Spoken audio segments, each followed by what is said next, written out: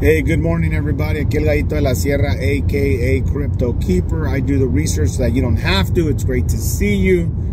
Man, thank you so much for all those comments. If I haven't replied to you, I will someday, I promise. I read through all of it. I try to anyways. And hopefully, if I didn't catch your last comment, I'll catch your next comment. And maybe you'll hear back from me. So, today I just want to talk to you a little bit about something that I think is very important. Something that is going to hopefully offer you the opportunity not to make the mistakes I've made. When we talk about money, it is important that you know that I have goals. And like anybody, you should have goals, financial goals. You should have life goals. You should just have goals. It's important for you to have goals and write those goals down and follow the steps to get to the point where you've accomplished your goals. If you meet your goals, create new goals. Never give up. Never stop writing. Never allow anything to stop you from achieving your goals. And so my cryptocurrency goals are long-term. They're not short-term. But I want to offer you something that maybe a whole lot of people don't talk about, and that's sharing with you the mistakes that I've made in crypto so that you become a better investor and that you are enriched with good, sound information that you could either use or not use. It's up to you for your journey, if you have a journey in investing in crypto. So early on in my career of crypto investing, because I call it a career, it's definitely a career. If you're not researching and reading and investigating and digging deep into the cryptocurrencies you're thinking of putting your money in, then you should not, in my opinion, be a crypto investor, because you're bound to really lose probably everything, your hard-earned money in cryptocurrencies if you're not doing your homework. So I early on made some very small mistakes, but mistakes nonetheless. Nothing that really put me out. But if I was an investor who, like many, decided to put all their life savings into a specific token, whether that be Polygon Matic or Litecoin or Shiba Inu or Dogecoin or Helium or one of these cryptocurrencies, and they put all their life savings because they heard another YouTuber who is pretty popular, who sounds like they know what they're talking about when it comes to cryptocurrency, and they based it off of that person's not necessarily advice, rather information, and they went and said, man, if Michael Saylor's doing it and doing it that big, I'm going to take all my life savings, I'm going to put it in Bitcoin. Or if Kevin O'Reilly put several $1 million into Polygon Matic, well, and he's talking it all up, well, I'm going to go and just, you know, put my $5,000 into Polygon Matic. If Paul is going to take all his money and put it in Ethereum now because, you know, he's talking it all up, Ethereum this, Ethereum that, and, you know, predicting that it's going to be a $20,000 token, and you go and you put all your money in there, and then boom, boom, boom, you learn the hard lesson. When these people were, a couple of things here. I'm not saying these people don't mean well. All I'm saying is, if you base your investment off of an emotionally charged decision because someone else who's an influencer said something about some coin or some right now, pay attention to Kevin O'Reilly. Kevin O'Reilly is saying all sorts of things that, you know, the Canadian government, and he has approvals over there, and he's working with the AUI, I think it's the or you know, some other country with licensure to run. You know, Kevin O'Reilly at the end of the day is all about getting his pockets fatter than yours, and he's going to use certain words to create a certain emotion. Listen to him carefully, and then tell yourself, how do you feel after listening to Kevin? You get a little bit like, man, I think I'm gonna go check this project out. Man, I think I better jump in, because if he's right, oh my God, it's gonna be, you know, Bitcoin at a $69,000 Bitcoin if the government of the US approves a spot ETF and approves this other stuff, and they get regulation. Yes, of course. If the US government, because US government is the powerhouse, sets regulation in place for cryptocurrencies, yes, it's going to have an impact and an effect to cryptocurrencies in general. But he will throw certain crypto names in there. I think lately he's been talking about, oh, you know, I've researched this particular cryptocurrency, and I've done all my research, and I think, in my own opinion, it has great potential to be, you know, a big player in the top 10. You know, those kinds of signals are saying this to me. First, you get kind of like, man, I better go and throw in like $5,000 in that project, right? Be careful. Be careful with your emotions. And here's why. Because I made that mistake early on in my crypto journey, but I made it with a very little bit amount of money, and I learned my lesson. And that's, I think, the best education you can get is don't jump in with all of your gold into something and give it to someone else, because you're bound to not get it back. And this is what I'm trying to say. When they say certain things like that, it almost drives you, because these billionaires are attractive nonetheless. What they have is what you want. And why not? Why not? That's, after all we're teaching here is financial success. So it is attractive. It is easy to get, I call it swindled into their traps, their snares, because that's what they are. They create an emotion in you because what they have is so attractive. You go out and you invest in these things, and if they get 1 million people to put $100, well, it's gonna fatten the cryptocurrency that they're basically not advertising but indirectly promoting. And when you go out and you throw your money in there, they're watching it. They're watching it like a hawk. They have a whole team watching it.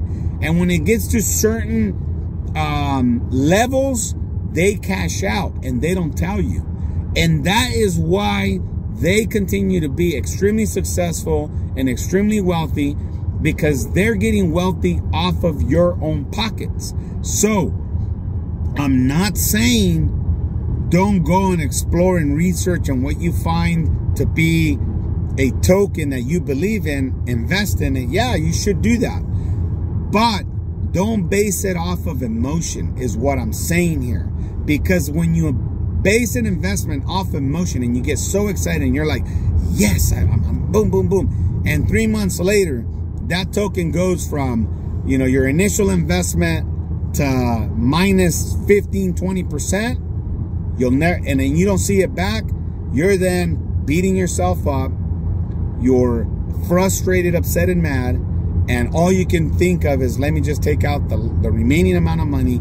And by then, people like that have already made their money. That's why it went down 15, 20, 30%. Because they sold millions of dollars worth of tokens. And now they're looking for the next project to hype up a little bit and make another several $1 million. That's how they do it. And That's where I think you have to be careful with a lot of these major crypto content creators and influencers, because at the end of the day, a lot of them, even, you know, there was a story on BitBoy from Georgia who took money from a company and he was promoting it on his channel.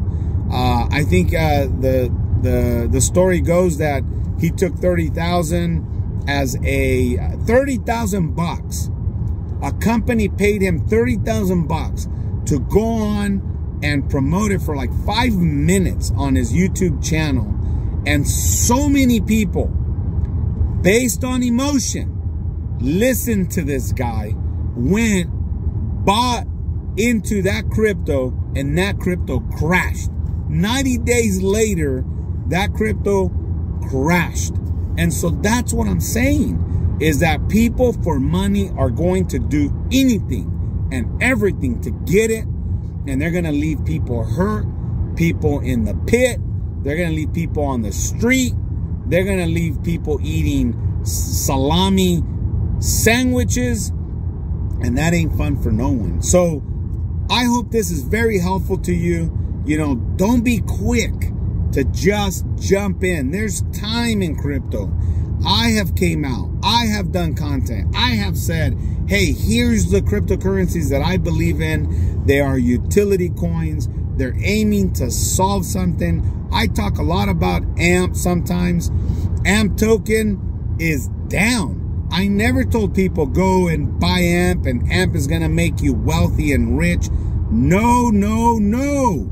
I've never said that. And nowhere. I actually say, hey, if you don't know what you're getting into and you don't understand AMP and what AMP Flexa Network is aiming to do, and it's all speculation at this point, it's all risk, but AMP has a very good utility and intention to solve a major problem in cryptocurrencies, and that's to create the payment network system for transacting brick and mortar, for people to go out and use their crypto, pay for stuff, and people receive in fiat and or crypto payments using the Flexa network.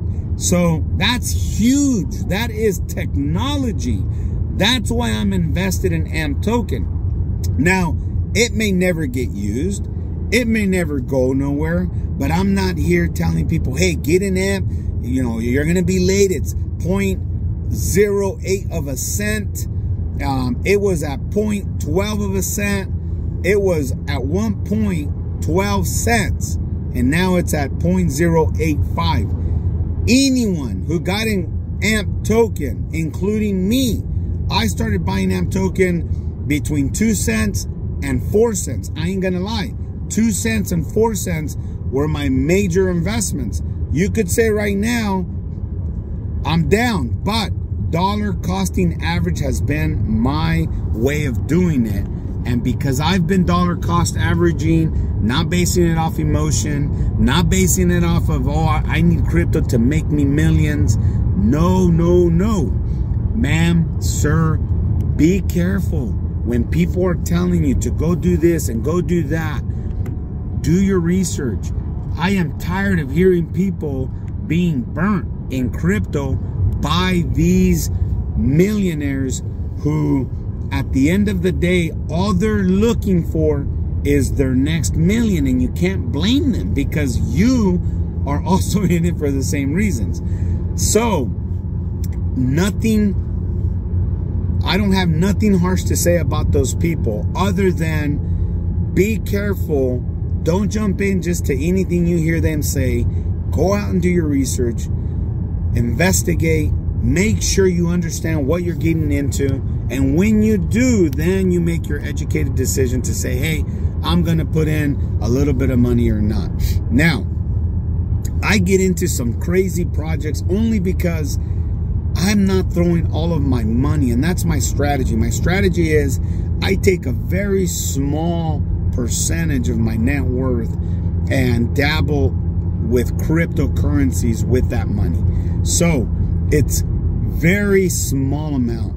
I mean, it's large portions, I'm talking thousands of dollars, but it's a very small, less than 1% of my net worth that I am dabbling with in cryptocurrencies. Now, as the years go by, I learn more, I learn more, I learn more, I learn more. And as I learn more, then I make decisions to invest even more.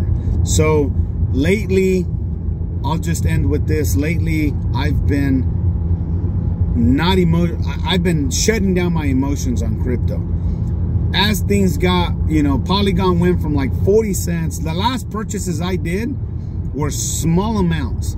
And again, there is no fear in me no more in crypto. I go in it with no fear. In other words, if I put in $10,000 more in Polygon Matic and Polygon Matic goes to zero and I never see a return on those 10,000 bucks, I have no fear. I'm okay. I'm just gonna be like, man, damn it, you know, I'm not going to like get in a little cradle position or in a fetal position, lay in my bed for 15 months and get depressed because I lost all my life savings in Polygon Matic when I was expecting Polygon Matic to get me into a millionaire status, right? So I'm not gonna get like that. It's all of my crypto investments. If they go to zero, it's all good. I can still live. I can still enjoy my life. I can still do the things that I need to do, or that I like to do, I should say, because it ain't going to affect me that much. Now, that's how I go into it. That's my strategy. Now, I dollar cost average and I buy small amounts every time crypto crashes. So I said it in videos, you know, I don't know, like 2 months ago, I said, hey, I just bought in. I don't think it was the bottom then, but look at where Polygon Matic has gone. Thankfully, I bought some at 40 cents, at 50 cents. I bought, I think, you know, a couple $1,000. I could have bought 10,000, but I didn't want to do that. And I was spreading my money across other cryptocurrencies that I was buying. So coins that I didn't buy at all, that I should have probably bought a little bit, were like Litecoin, when it was at 50 bucks, 40 bucks. I think it even touched 40 bucks. I didn't buy any Litecoin. I didn't buy any Bitcoin. When Bitcoin got to 18,000, I didn't buy any Ethereum when Ethereum was down at 870 bucks. I think I only bought Cardano. I bought Polygon Matic. I bought some AMP. I bought, what else did I throw my money in? I think there was another coin that I put a couple more $1,000 into it, and I just can't think of it right now. But I'm paying close attention to all of these. I own about, my portfolio is about only like 9 coins, to be honest with you. So it's very easy for me to manage, unlike Kevin O'Reilly, who has 38 coins I think he's invested in, and he's very quick to tell you which of those coins he's in. Quite personally, I think half of his portfolio is coins that I consider junk. I think they go into these projects because there's opportunity for them to get other people, like I said, they're influencers. So if they start talking up certain coins, people like you and I who get driven by emotion go in, and I think it's a bad recipe for any investor to base their investments just off of what someone else says. So that's all I got. Aquí el Gallito de la Sierra, aka Crypto Keeper. I do the research that you don't have to. Thank you so much. And hasta el rato. El Kikiri Keeks checking out. Take care.